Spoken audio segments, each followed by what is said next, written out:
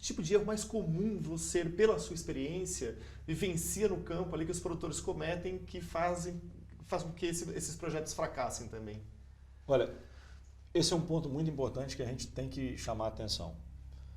Basicamente, são dois erros que realmente determinam o insucesso da atividade.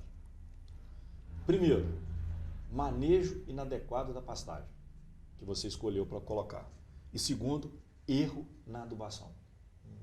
Porque dificilmente nesses equipamentos automatizados de irrigação você tem erros grotescos de irrigação que culminem numa menor produção de pasto. Normalmente não é. O problema não é erro na irrigação. Certo? Porque os projetos são muito automatizados. Só se o cara não ligar realmente o equipamento de irrigação. Agora, o maior erro é na parte de adubação de pastagem. Sabe por quê? Porque para se produzir pasto, quando você não tem água residuária, quando não tem efluente, se você está produzindo pasto com adubação química, o maior custo da produção de pastagem é adubação. E o segundo maior custo é eletricidade. Eu cheguei numa fazenda na Bahia que a gente assessora, que a pessoa estava jogando muito mais nitrogênio do que precisava e jogando menos fósforo, potássio e enxofre. Então, gente, é a regra básica de adubação de qualquer cultura, chamada lei do barril. A planta produz pelo elemento que ela necessita e que tem menos no solo. A adubação de pasto tem que ser muito equilibrada, sabe por quê?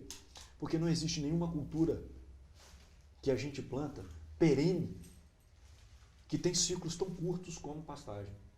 Olha, quando você trabalha nessas regiões que eu disse, projetos no Tocantins, projetos no Mato Grosso, projetos em Goiás, o ciclo da pastagem, entre entrada do animal, saída e entrada de novo, isso varia aí de 14 a 18 dias, é muito rápido. Onde que está o erro? Na amostragem eles fazem errado e aí a recomendação vem errado? Olha, Marina, na realidade a amostragem tem que ser bem feita, porque o técnico interpreta a análise que é enviada para o laboratório. Então você tem que escolher primeiro um laboratório confiável e saber retirar essa amostra do campo.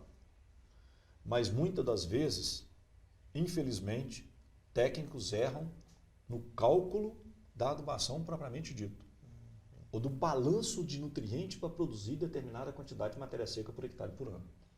Então isso acontece. Onde é que está o erro? Entrada, saída? Eu percebo que erra muito mais na entrada, na saída do gado do piquete do que na própria entrada.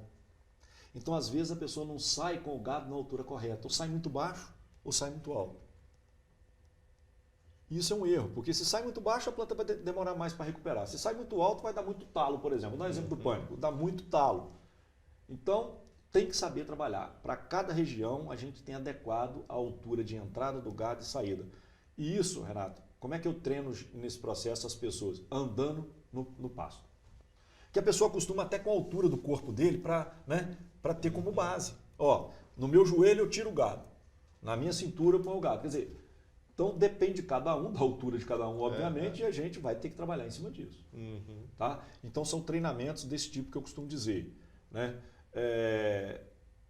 Tem um equipamento, por exemplo, às vezes a pessoa faz um investimento alto no equipamento de irrigação e não investe, por exemplo, numa estação automatizada climatológica.